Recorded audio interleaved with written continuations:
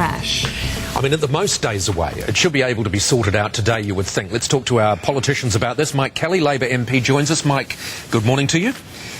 Good morning, Paul. And Liberal MP Josh Frydenberg. Josh, great to have you with us too. Morning to you. Morning, Paul. Let's start talking about the Houston report. And Josh, I'll come to you firstly. There can be no reason, no logical reason why the coalition would not support this. Are you just going to give it the tick?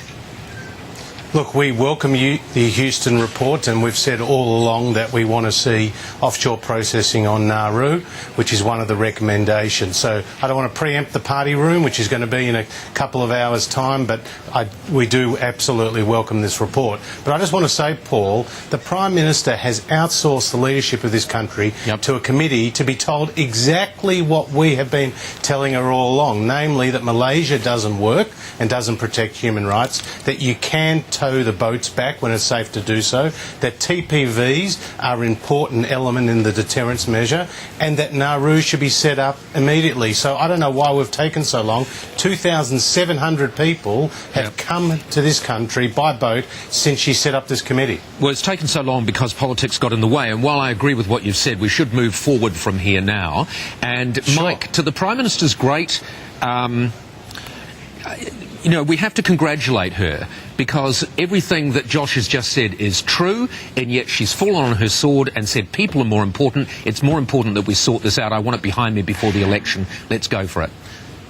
Well, that's right, Paul. I mean, we're reaching out right across the political spectrum here to get something done. But I have to say that I'm not sure which report that Josh is reading, because this is a comprehensive solution that does involve pursuing the Malaysian option, that does say that it just is not possible to do towing back the boats. And it also says, of course, that we're not going to re-implement a TPV regime. It's a very comprehensive package, which, you know, we've all had difficult journeys here, but it deals with the humanitarian issues and gets the job done. So to be fair, let's put the political point scoring to one side and just get on with it now. But you just did some point scoring, didn't you?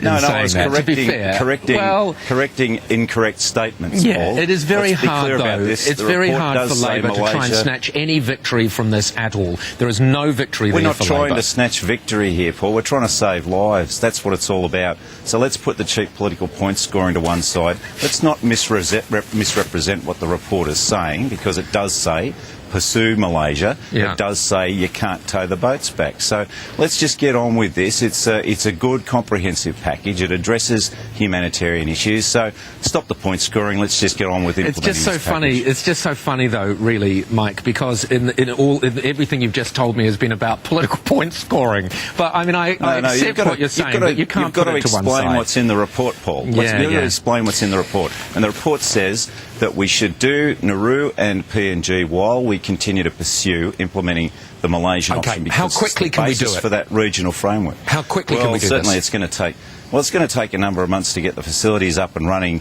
Firstly, of course, we have to have the backing of Parliament, so let's see what happens there. And I suppose but the that's the big Defence Force thing. will come to the rescue here and helping out with getting the facilities up and running in the shortest possible time. So as a Labor Member of Parliament, would you want the political side of this to be all sorted by Friday? Oh, look, it should be. The legislation will be in the Parliament today. I know there's a lot of goodwill on the coalition side, a lot of decent men and women who are concerned about saving lives at sea. You know, and certainly the caucus, as painful as this journey has been, really has that as its priority as well. Let's save lives at sea. And you would agree with that, Josh, by the end of this week?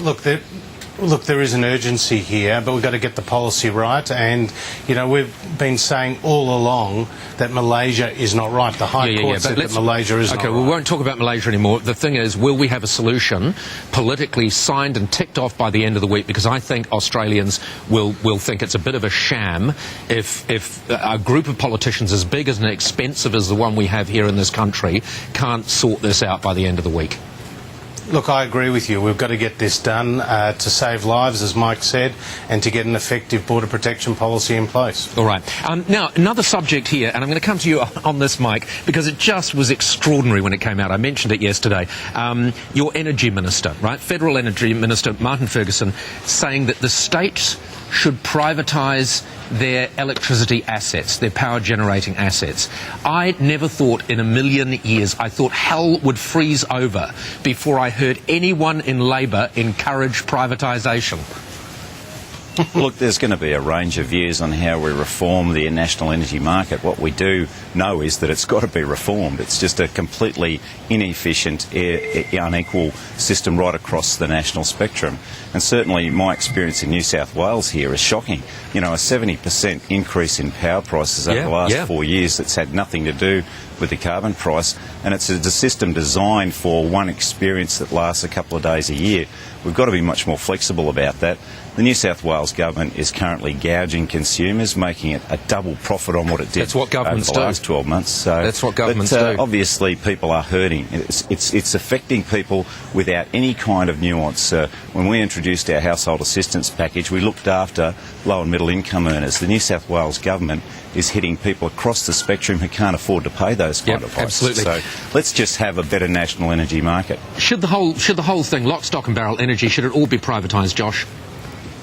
Look, I do think privatisation is an important part of freeing up the market and getting prices down over time. But, you know, it's very funny to hear Mike now talk about privatisation. He should go and speak to his buddies in the New South Wales union movement who brought down the Yema government exactly on this issue. I mean, look, Martin Ferguson is an outlier in the Labor Party. He even supports nuclear power. You know, privatisation is the way to go forward. Right. It has helped in Victoria and it should help in New South Wales. All right, thank you very much. They won't be as buddies anymore talking about privatisation. No, exactly. And this is it. It'll be a nice divide in the Labor Party there. Josh Frydenberg, Mike Kelly, thank you both very much for joining us. Okay, we've got to hit a break.